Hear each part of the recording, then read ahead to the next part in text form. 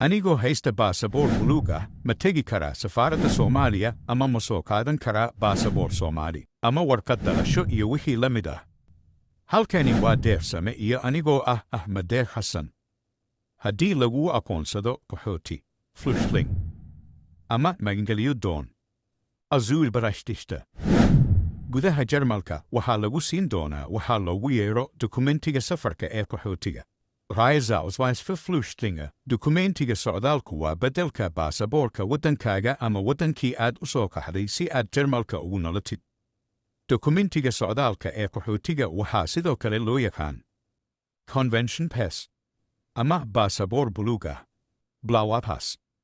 Fadlan ogow, adigoo ah shakhsi xaq u leh magangelyo ama loo aqoonsan yahay qaxooti, kama dalban kartid baasaboor waddankaaga hooyo. Haddii aad sidaas samayso ama aad booqato safaarada dalkaaga hooyo, mabda' ahaan waxaad waayi doontaa xaqa aad u leedahay magangelyo qaxootinimo iyo sidaas xaqa aad u leedahay joogitaanka Jarmalka. Alxaasil jawaabtu waa maya, ma tegi kartid.